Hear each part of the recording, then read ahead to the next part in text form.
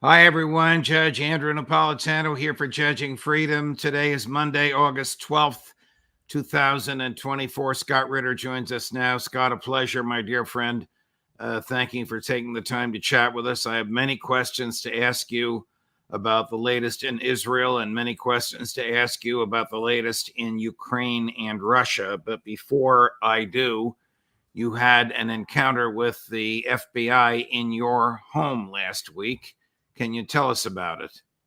Well, I mean, it's more than an encounter. The FBI executed a search warrant on my home. We lost count at 30, but we think there might have been close to 40 FBI special agents and auxiliary personnel who paid my home a visit. Did they tell you they were coming, or did they just show up? I just showed up. Two FBI agents showed up at my door, knocked on it. I went outside, and they said they wanted to talk to me. I said, about what? And they said, we have a lot of questions and concerns about your online activity. And I said, really? Like what? And they said, well, it relates to the Foreign Agent Registration Act. I said, huh. You want to talk about it? I'm not letting you in my house. But we can sit out here and talk if you want to. They said, well, actually, we're coming in your house. And they showed me the search warrant. And then suddenly the whole area swarms, and they brought out a SWAT team in full tactical gear. And, they're like, we got to clear your house. And I said, guys, I got 4 dogs behind the door that are worried. And you're not opening this door and going in with a SWAT team because you're not shooting my dogs. And so what's going to happen is put a gun against my head, but I'm going in that house and I'm moving my damn dogs out to the backyard. Then you can do whatever you want. I don't care. And so they were cool. I mean, look, I have to get to the FBI guys. They're very calm, very professional, very courteous the entire time. Clearly executing orders that they've been given. And the search warrant allowed them to come in and seize my electronic devices. I mean, it's very specific about what they can and can't do. So they could seize electronic devices, cell phones, computer storage, electronic, things of that nature. Well, Clearly focused on more electronics. than that, knowing the way they are. They stole everything. I mean, I'm calling them out right now. You guys know what you took. They took gifts that were given to me of a non-electronic nature. They took documents beyond the ones that they ended up. They took my entire WMD archive. When I was a weapons inspector in Iraq, the receipts that allowed me to stare down the United States and all the other liars who were trying to go to war on Iraq based upon their lies about WMDs. It wasn't just my word that helped me prevail. It was the fact that I had done the job for 7 years and I had 7 years worth of receipts. None of it's classified. All of it is considered sensitive by the United States, but none of it's classified. You can't give classified information to the United Nations. But they found that down in my basement and they seized that whole thing. 24 boxes, 80,000 pages. And I said, you got to give it back, guys. You can't have this. And they said, well, we have to review it. I said, okay, but you have to give it back. It's not classified. So they took that, but then they took other things. They took documents out of my dresser, not my dresser, but my cabinet here. They took documents out of my desk. And like I said, they took gifts, things that weren't electronic in nature. I don't know what they think they're doing. I mean, just be honest and put it on the damn receipt, but the receipt doesn't show any of the stuff that's missing. So it's some sort of stupid game they're playing here, but it is what it is. They indicated it was about Foreign Agent Registration Act, and 2 FBI agents spent 5 hours questioning me. And I never asked for a lawyer because I haven't committed a crime. I told that. I said, just tell me what you're looking for. You don't have to do this.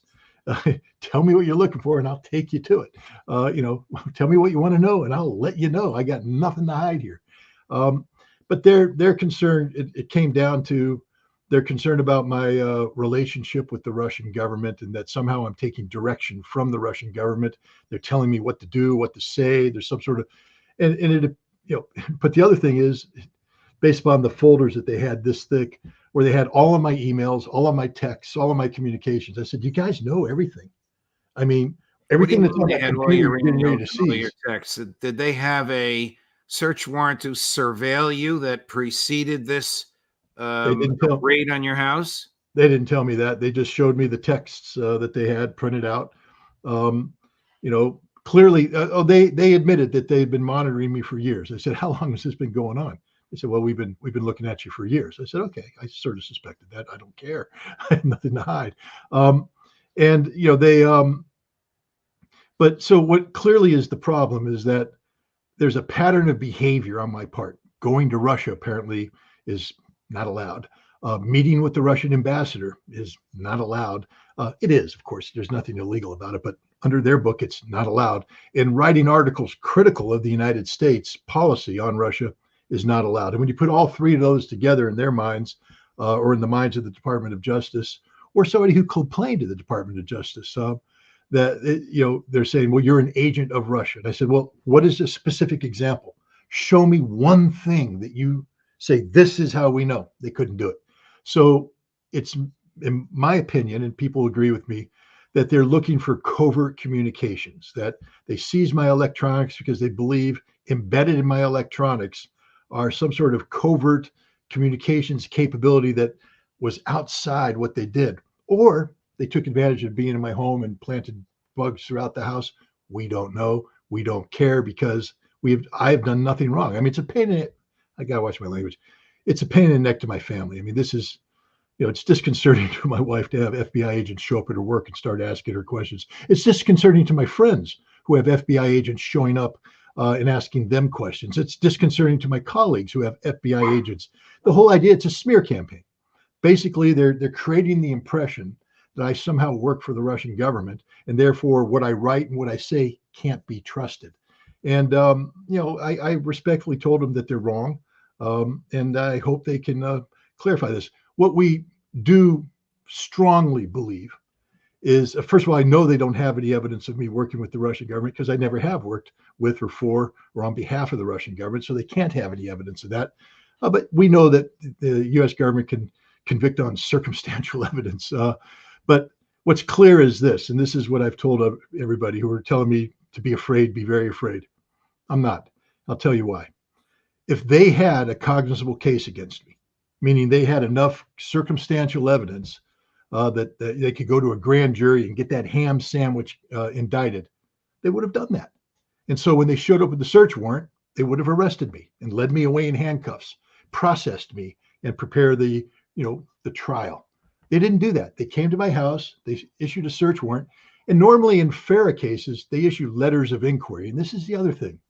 You see, if this was simply, Scott, you may have done something here that we think crossed the line, they issue a letter of inquiry. They think I have covert communications. They think there's something going on that they can't trust me to be honest about. So that's why they did the raid on the house. They will find nothing because there is nothing. But normally, like I said, a FARA thing, it's not a crime unless if I am unwilling to register. Well, I can't register because I haven't done anything wrong, so I'm not going to register. You're not going to register because you're not a foreign agent. A foreign agent takes direction. That's right. From a foreign power. That's what the statute defines it as. Yeah, but they interpret direction as me having a conversation. For instance, if I initiate a conversation with Anatoly Antonov about anything, let's say we're talking about arms control, and then we walk away, and people say, well, what did Antonov tell you? Well, he told me about the negotiating history between him and Rose Guttenmüller and how she lied to him. And then I write an article about that. I took direction from the Russians to write this, smearing America. I'm like, no, guys, first of all, I'm a journalist, so get the hell out of my business. And this is an absolute. The FBI and the Department of Justice have no right whatsoever to define journalism and journalistic practices. I have editors at RT. I'm an outside contributing journalist to RT on occasion. It's not a lot. And I have editors who receive my material, and we have an editorial relationship. They don't direct me. Sometimes they correct me. Sometimes they ask follow-on questions, as editors are wont to do. But that's not direction. That's not, that doesn't fit the statute. The Department of Justice is literally out to lunch on this one, out to lunch. So your beef, of course, is not with the men and women that were in your house, although we know they took far more than the search warrant authorized them. Your beef is with their bosses in the DOJ, responding probably to political pressure because of what you've said about Israel and about Ukraine and about Russia, started this investigation. Somebody went to a judge with an affidavit or affidavits. This is according to the search warrant, that they went to the judge and they said, in accordance with the affidavits that we have submitted, we have reason to believe that in the house of Scott Ritter is a computer, is a phone, and that if we gain access to the computer and the phone, it will demonstrate this, something. That's the affidavit. I don't have it because it's a sealed affidavit. They didn't give it to me, and they won't talk to me about it. But somebody did that. And here's where I have the problem. That in order to do that, you have to have, it's beyond simply doing analysis. This is politically motivated because an analysis of the available facts could never support probable cause. Somebody had to spin this thing out of control, go wacko and exaggerate and whatever. Here's why I think you're 100% correct. Not because you're my friend and I like you and we work together, but because of the facts in this case. If they were interested only in the content, I'm holding up my iPhone, on the contents of your electronic devices, they can get that very easily by serving a search warrant or a simple subpoena from a grand jury to the telecom or computer service provider without involving you at all. It's right. Because they think, since they don't know you, that they can intimidate you by having 40 people show up your house or rip it apart and take what they want. That's what leads me to believe this is politically motivated and totally misguided. A, the government is not supposed to interfere with freedom of speech. B, the government is not allowed to chill the freedom of speech. C, the government doesn't know Scott Ritter because they would know that he can't be intimidated. Who do you think pushed this? Somebody that doesn't like what you're saying about Israel and Hamas, or somebody who doesn't like what you're saying about Russia and Ukraine?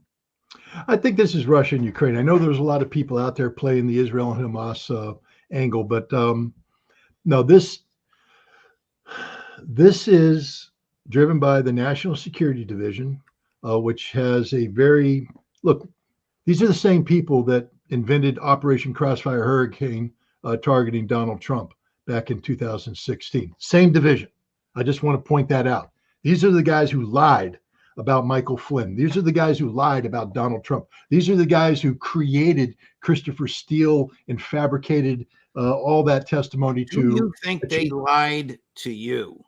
Because unfortunately, the law is so skewed that the FBI can lie to us, but if we lie to them, it's a crime. Do you think they lied to you in the 5 hours of interrogation? It's possible.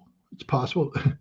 I'm sorry, I shouldn't read your comments. Or somebody say Scott Ritter's afraid of Israel. You don't even know me, pal. I'm not afraid of Israel. I'll stare them down in a heartbeat. Don't read the comments. Okay, 99% of the comments are supportive of what we do on this show, which of course includes you.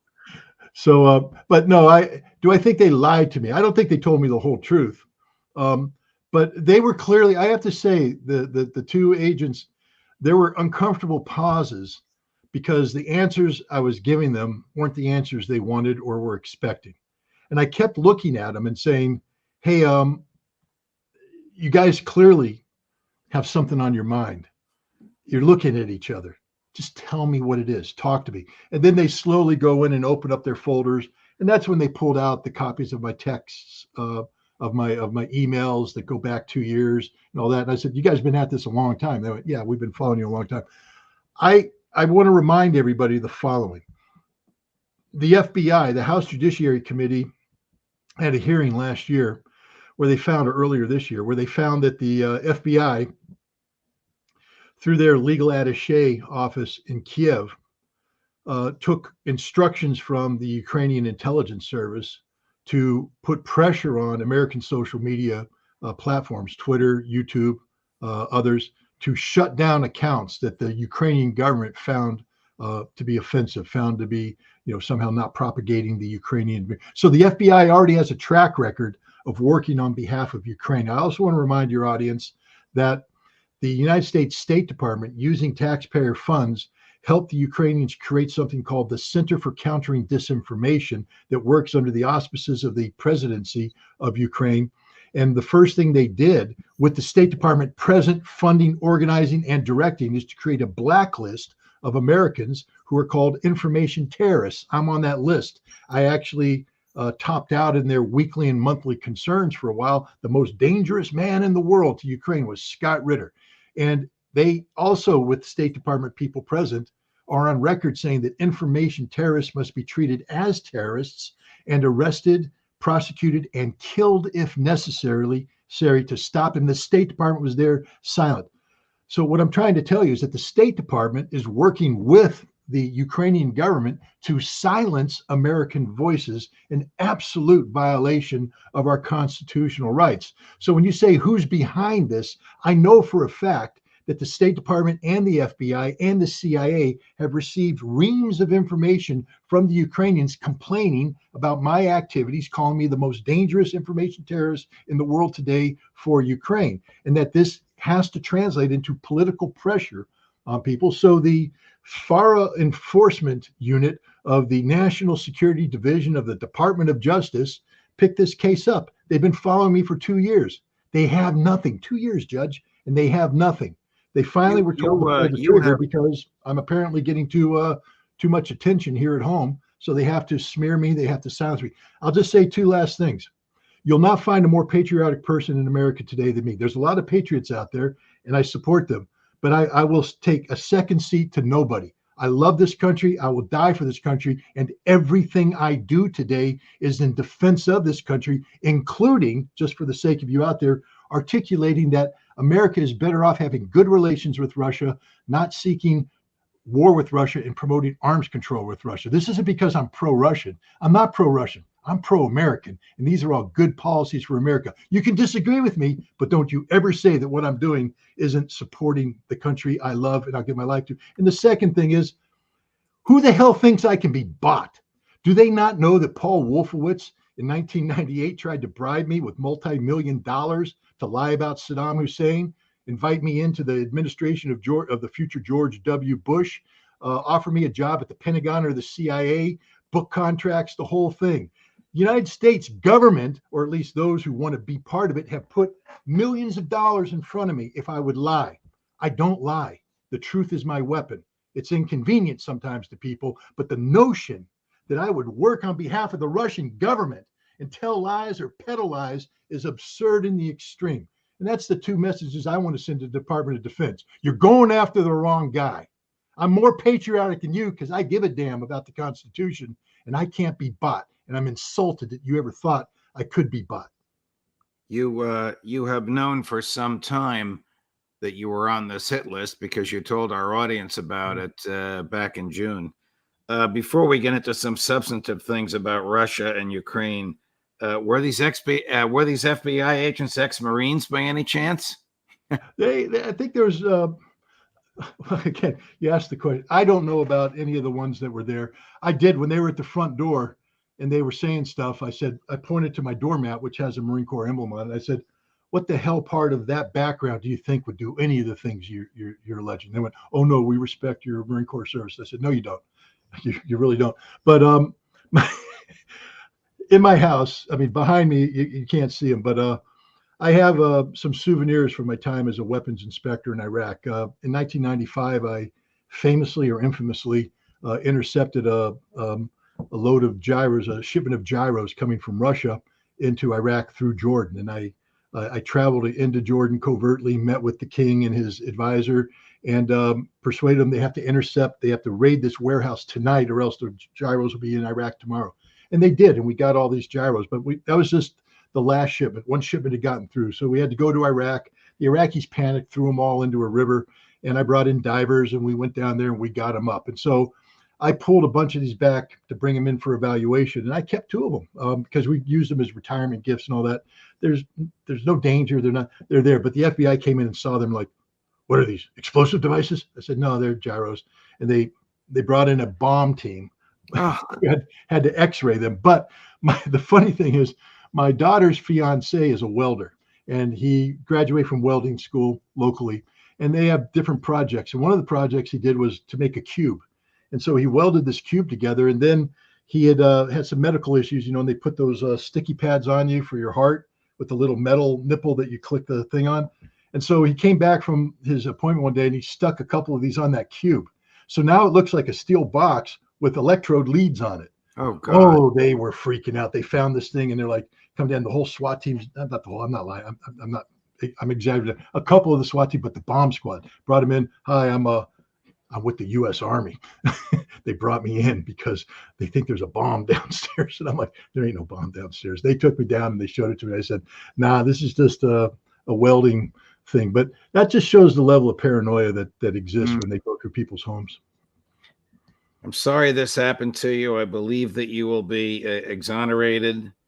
It's hard for me to believe that a grand jury would even indict you. I think the people that, not the people that came to your house, but the people that dispatched them, names currently unknown to you or to the public, are the ones that will have egg on their face. Switching gears, did Ukraine invade Russia at Kursk? Yes, it's an absolute invasion of Russia. Now, we can have a debate whether or not Ukraine is justified. And I have to tell you, if I were Ukrainian general, that opportunity, it presented itself, I'd have to weigh out the long-term, risk analysis of that, and probably would have said it's not worth it. But the Russians made a mistake. As Abdi Aludanov, who's a major general in the Russian army, a Chechen, who I know very well, has said repeatedly that the Ministry of Defense lied to itself so long that it started to believe its own lies. And they left an area of Russia undefended, and the Ukrainians, with NATO assistance, found that weak spot, and they came in with the last of their strategic reserves, some of their best units, and they've enjoyed initial success. They've run out of steam, logistically unsupportable, and they're all going to start dying, and they will all die eventually. But it's been a huge embarrassment for the Russians and a huge distraction for the Russians. They had to pull troops away that were involved in the Kharkiv operation. They had to bring in reserves that were scheduled to do bigger operations down south. But what they didn't do is take any forces from the Donetsk area, from the Donbass, where every day they're advancing 5, 6, 10 kilometers. The Ukrainian defenses are collapsing.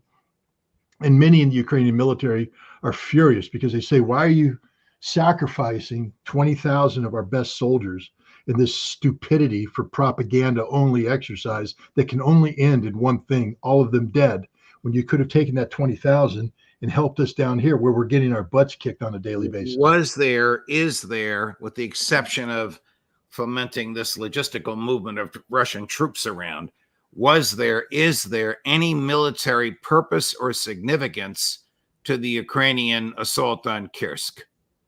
Yes. I mean, look, if they succeeded in pushing in and capturing territory and then digging in and reinforcing, and the Russians were unable to kick them out, now you have the potential for a territory swap, where the Ukrainians say, look, we'll negotiate, we'll give you back Kursk, but you have to give us back some of the territory that you took. And that's a face-saving mechanism for that. The other one is by attacking, if you can disrupt. Right now, the Russians are virtually broken through in the Donbass. The Ukrainians don't have any defense left, and they're literally just falling back every day in significant distances, and there's nothing behind them. If you could launch an attack that required the Russians to divert resources from the Donetsk operation and therefore slow down or stop that offensive, that's a brilliant strategic victory. And the thing is, you'll never know how the Russians respond unless you try this. So they tried it. And I think, unfortunately for the Ukrainians, this gambit is going to fail, and they're going to lose all of these people and all of that equipment. I mean, this is their best equipment. This is the M1 tanks, the Leopard tanks, the Bradleys, the Strykers, the HIMARS, the M777s. This is their big punch that they've been holding to defend Kiev, and they committed it to this battle, and it's all going bye-bye. Here's what President Putin had to say about this earlier today in Moscow, cut number 7. It seems obvious right now why the Kiev regime refused our proposals to go back to a peaceful resolution. also why they denied any peaceful intermediaries from engaging in this conversation. The Ukrainian government is following the will of the West and its masters in the West. It's the West that's fighting us using the hands of the Ukrainians. They're trying to improve their negotiating positions in the future. But what negotiations could we even talk about with people who are attacking civilians, civilian infrastructure, or trying to create threats for nuclear industry facilities? What is there to even talk about with them? Sounds like he has the same line of thought that you do. The whole purpose of this was to get an upper hand in negotiating. But why would we talk to somebody that invades our country and is killing civilians? It's even worse for the Ukrainians in this, because Ukrainians have never been interested in a real negotiation. Dmitry Medvedev, the former president, former prime minister, currently deputy head of the National Security Council, big, one of the primary advisors to Vladimir Putin.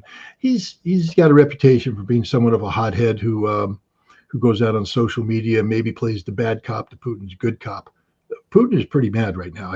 Look at his face. That's the face of a stone cold killer.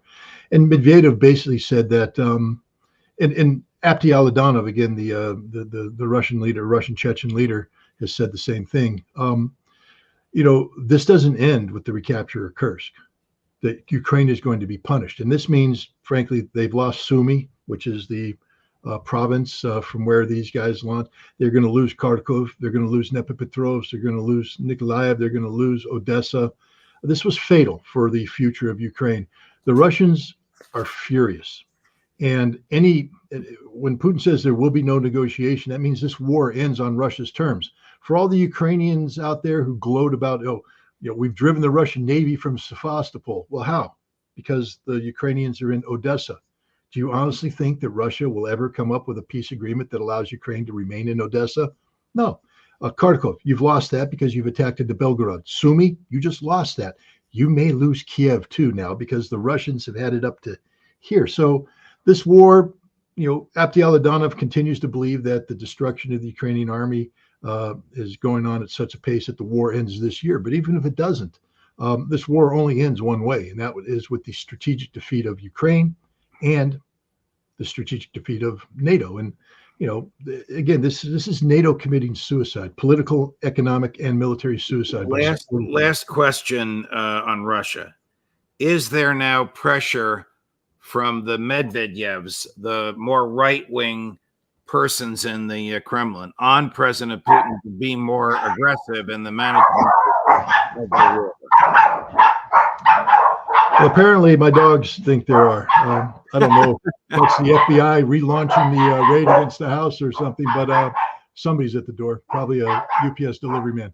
I think I think reality has come in. Putin had been advising caution. He's a very pragmatic man.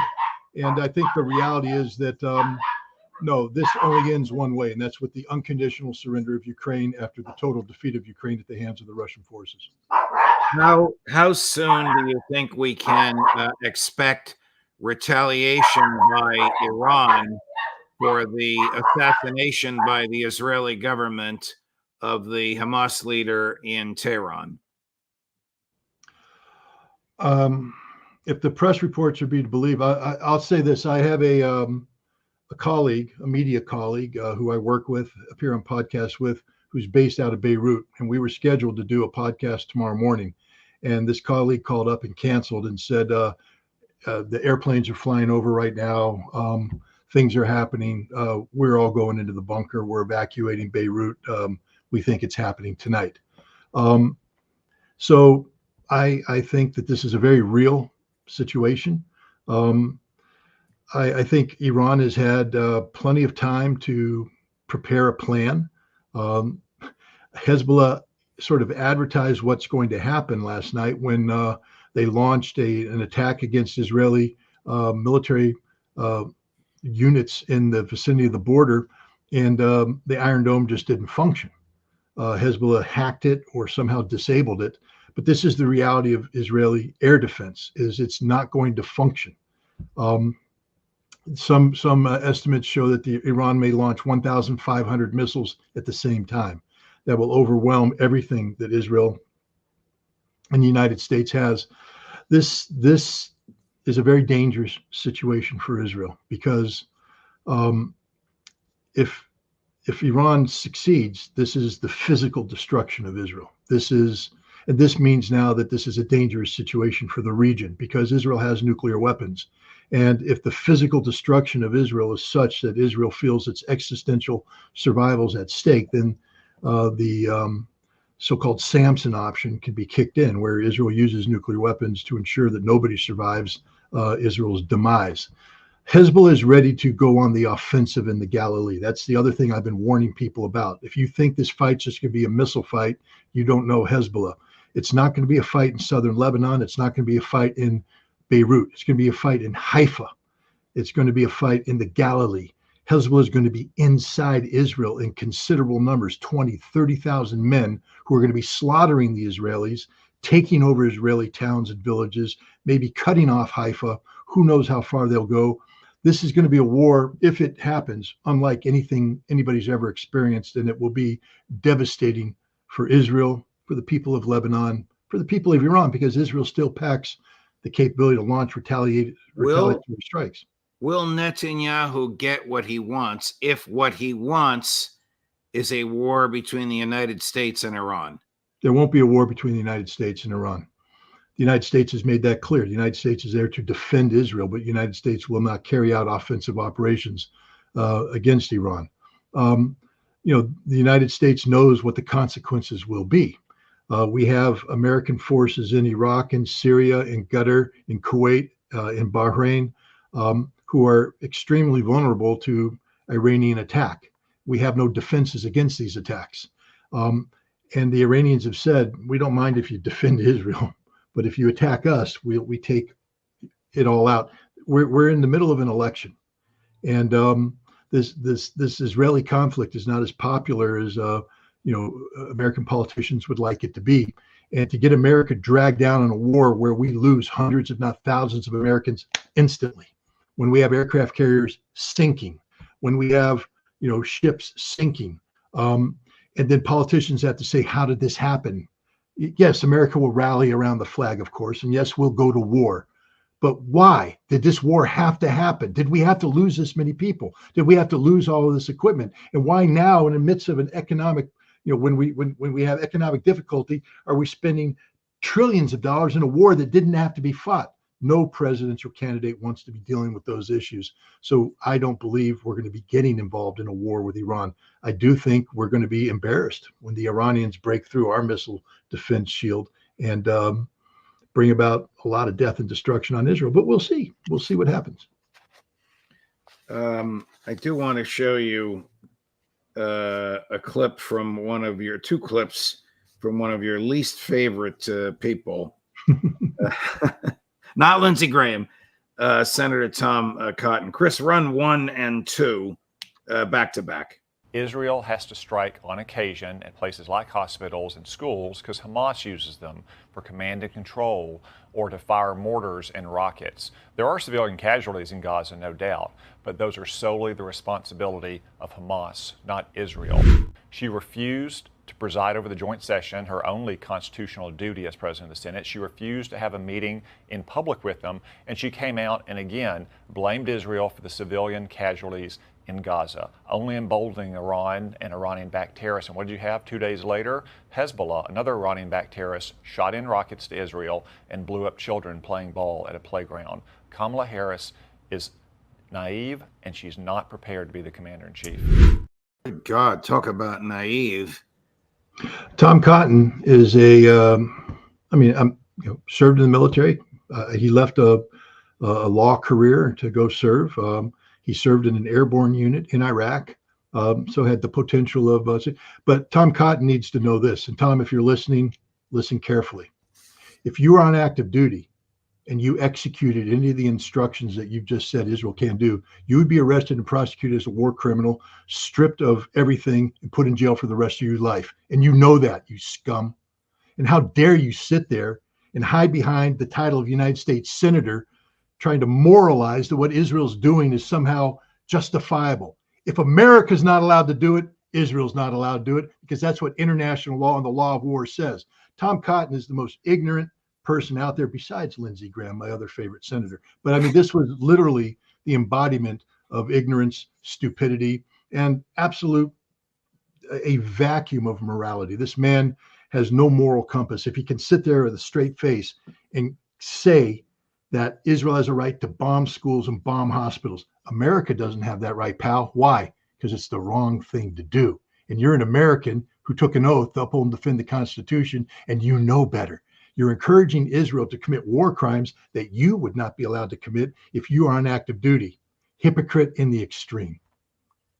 I have to say, at the end of this long but gratifying session, that our dear friend Ray McGovern is correct when he called you the personification of personal courage. I might take it one step farther and say you are the incarnation of personal courage in a free society. God bless you, Scott. Stay the way you are. Thank you for being a friend of the show. Thank you for being my friend. And thank you for being so wedded to the truth, come what may. Thanks for having me. Of course. We'll see you again soon.